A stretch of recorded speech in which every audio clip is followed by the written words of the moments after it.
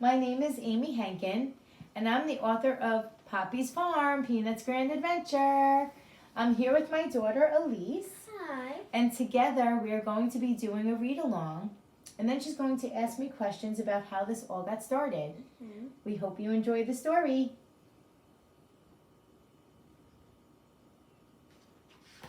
Poppy's Farm, Peanut's Grand Adventure, written by Amy Henkin and illustrated by Rafael Jaros. Chapter 1, Poppy's Farm. Can I read? Sure. Okay. Over the vast rolling hills beyond the green pasture, just north of Locust Lake, was quite a lovely place known as Poppy's Farm. In the far corner of Poppy's Farm, beside the old red barn, which was a little run down and home to the milking cows, stood a rather large oak tree whose branches stretched way up into the bright blue sky. In this rather large oak tree resided a family of 4 squirrels, 5th generation to call this tree home. Here lived Papa Squirrel, Mama Squirrel, Little Sonny Squirrel, who was very well behaved and had most mature disposition for such a young age. And Peanut Squirrel, she was the younger of the 2 squirrels. Mama Squirrel often worried about her due to the mischief that often followed her. Good job, Elise. It was 1:30 dawn on a crisp mid-spring morning. Peanut always awoke with a smile to the sound of the cows mooing and to the sweet smell of freshly cut grass. Sunny and Peanut both stretched and yawned before rolling out of their soft, warm beds made of straw. Their bedroom was the last floor up, a most cozy loft in the big oak tree. Sunny and Peanut climbed down the long, creaky ladder out of the loft. The wonderful aroma of baked acorn bread, fresh out of the oven, filled the squirrels' tiny kitchen. The little squirrels took their place at the old wooden table, joining Papa and Mama Squirrel for a most enjoyable breakfast. Peanut gulped down the buttermilk, which Mama sweetened ever so slightly, courtesy of Lola the milking cow. Little Peanut loved having breakfast with her family. She especially enjoyed the comforting breeze that smelled of spring, alongside the whimsical music that drifted in the open kitchen window, the brown horses that gently neighed, the soft oinks that came from the pink pigs, and the white fluffy hens that clucked in chorus, and the happy coos from the pleasant morning dove family which floated down from high up in the big oak tree. Sunny and Peanut finished nibbling on their warm acorn bread and gulped down the rest of the sweetened buttermilk. The little squirrels hurried to clear the table of their oak leaf plates and acorn-top cups. Peanut could hardly wait to go play outside, for Sunny always had a most grand adventure in mind for the pair of them. Since Sunny was the older of the 2 squirrels, she always did the adventure planning. Peanut did not mind this, at least for now, while she was still so little. Sunny and Peanut swiftly scurried outside. Peanut happily hopped over by Sunny. She anxiously awaited Sunny's words of adventure. Suddenly, the small door to the squirrel family's tree opened up. Mama Squirrel poked her head out and reminded her little squirrels of the most important number 1 rule that must be followed. Mama Squirrel spoke sternly when she told them not to wander off Poppy's Farm. Past Poppy's Farm was the vast rolling hills, as well as the roaring Rapids River. She reminded them that those places were far too dangerous for such little squirrels. Mama Squirrel also reminded them never to talk to strangers. She explained to them that strangers may be out to trick them, simply cannot be trusted. Sunny and Peanut were always mindful of Mama's constant reminders. However, they always listened intently anyway. Mama Squirrel told her little squirrels that she loved them, gave them a big hug goodbye before turning back inside. So, in this chapter book, I don't have any pictures except for the chapter title page. So this is Be an Illustrator, draw a scene from chapter 1. I let you put your own illustration in the book for the pictures. So after some of the chapters, you'll get to do something interactive like this. This is what Elise drew from scene 1.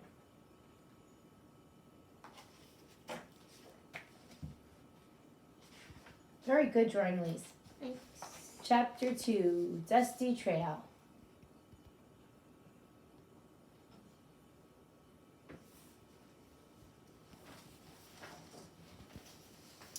Sunny, Sunny, squeaked little Peanut. What grand adventure did you have planned for today? With a twinkle in her eye, Sunny said excitedly, Peanut, we are going on an extraordinary count and go find adventure, Peanut yelled. All right! Peanut had only recently started to play count and go find. She figured that since she could almost count to 50, they would be playing more often than not. Sunny told Peanut that they must go to Alan Owl's pine tree first to see if he could join them. She explained that count and go find is safer to play with 3 rather than 2, just in case one cannot find each other. Good job. So off to Alan Owl's pine tree the 2 little squirrels went. They passed the old red barn home to the milking cows. They walked by the busy hens and squeezed next to their old wooden hen house. They headed along the rickety pen where the noisy pigs made a ruckus in the mud. Peanut always remembered to hold her breath while she passed by the smelly pig pen, all the while hoping the pigs did not notice on account of not wanting to hurt their feelings.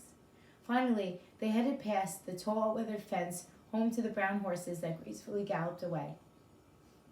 The 2 squirrels hopped as fast as squirrels could hop along the dirt road known as Dusty Trail. Its name was appropriate, as Peanut always wound up getting a big mouthful of dry dust, at least once while hopping across it. Peanut was quite mindful of keeping her mouth closed this time. Dusty Trail led all the way across the farm to Pine Needle Path. A cool, gentle breeze whirled the smell of fresh pine through the air. With a scent of pine in the air, Peanut knew that they were almost to Alan Owl's pine tree.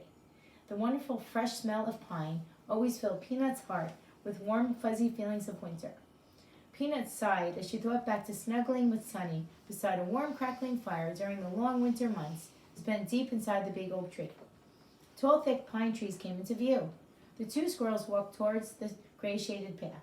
The cool, dark shade finally blanketed them, and Peanut was glad to have the bright sunlight that kept flickering amongst the trees out of her eyes. The dry pine needles crunched beneath their feet as they skipped further along the path. They finally reached Alan Owl's pine tree.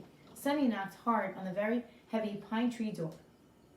A couple of loud knocks later, Peanut noticed that Sunny looked quite panicked. Whatever is the matter? Peanut asked shyly. Sunny replied, I think the owl family must be asleep, and I'm afraid I must have woke. Slowly, the heavy door opened with a peculiar creak. Before them stood a very tired Mama Owl. Peanut suddenly felt sorry that they had stopped by the Owl's family's tree at such an hour. Peanut knew that the Owl family slept while the sun shined brightly, and awoke at night to fly by the light of the stars and the moon. Peanut often thought of the Owl family preparing to take flight while she was tucked snug in her bed made of straw for the night. Oh, how Peanut secretly wished she could take flight with the Owl family, but squirrels simply just do not fly. They don't. Hi, Mama Owl, said Sunny. Is Alan home? Mama Owl yawned and told them that Alan was still out practicing his flying tricks before going to bed for the day. Sunny and Peanut expressed their sincere apologies for having woken Mama Owl. Mama Owl nodded goodbye in acknowledgement, closed the heavy pine tree door, closing the same peculiar creak as before. Well, said Sunny, I guess it's just you and me, little Peanut. The 2 squirrels headed all too quickly out of Pine Needle Path. They once again hopped towards Dusty Trail. The sound of pine needles that crunched beneath their feet and the shelter from the flickering light of the sun suddenly came to an end. Peanut began to wonder if Sunny was upset that Alan could not partake in their grand adventure. While deep in thought, a thick ball of dust flew up into Peanut's open mouth, which caused her eyes to water. The dry dust went right into her throat. That created a most annoying coughing fit. Sunny sighed and shook her head. She patted little Peanut softly in the back and led her to a metal watering can for a sip of water. Peanut was so angry at her careless open mouth, which was now filled with the dry taste of Dusty Trail. She hoisted herself up onto the thick metal, other than steady, handle of the watering can. Peanut climbed up to the wide opening of the watering can and leaned way inside for a drink. Sunny let out a loud screech and grabbed hold of Peanut's tail just in time. Sunny then scolded Peanut for being so careless with her footing so close to the water. Peanut's heart sank as she thought about If she had fallen into the water, she would have surely sank all the way to the bottom. Peanut Sauce went to house sometimes. She watched Mama Duck and her little ducklings frolicking and splashing around Locust Lake. With a comfortable view from a branch in a nearby tree, she secretly wished that she could splash around with Mama Duck and her little ducklings. However, squirrels just typically do not swim. Peanut sighed, leaned back into the pail, and took a long drink of water to quench her dry mouth. She climbed off the opening of the water can, slid down the thick, less than steady metal handle. As Peanut looked down, she asked sadly, "Son, do you still want to go on an adventure with me?" Sonny smiled and replied, "Of course I do, Peanut. I always have the most fun with you." Peanut's heart felt so happy to know that she had the most caring big sister in all the farmland. Peanut had heard horror stories from her friends about older siblings and considered herself quite lucky. So the next chapter is chapter 3, Count and Go Find. It's where the adventure begins. We are going to stop there, and Elise is going to ask me some questions, and then I'm going to show you what led up to these sketches and how I made them and how the book got put together. How did you come up with the idea to write Poppy's Farm?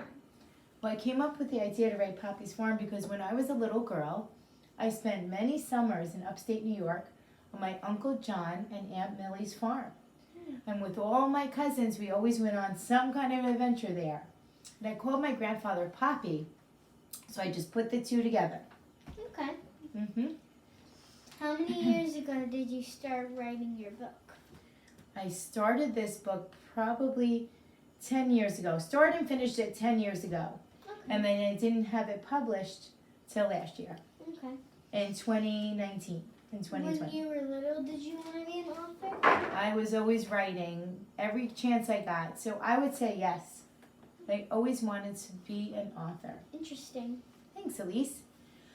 So, I had to do some sketches, do some drawings, and submit them to the illustrator for publication. For the final format of the book gets done by the illustrator. So here's what I sent him. Here's my cover. And look how close he got to my vision. Did an amazing job. Can I see? Sure. Both of them compared. Mm-hmm. What do you think? I think it's good. Yeah, I think he did it. I think he did it too. And I obviously had to do each chapter. So like this one, Dusty Trail.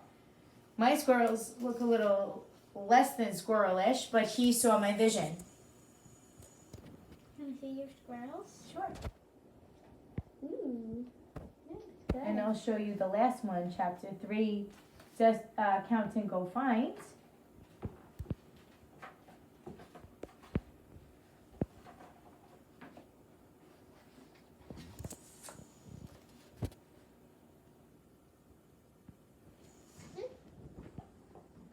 And that's about it. I really hope you enjoyed the first part of the story. The next chapter is when the adventure really starts. And we hope that this book encourages you to be an illustrator or an author yourselves by the interactive pages in some of the chapters. Yeah. Okay, thanks for listening. Bye.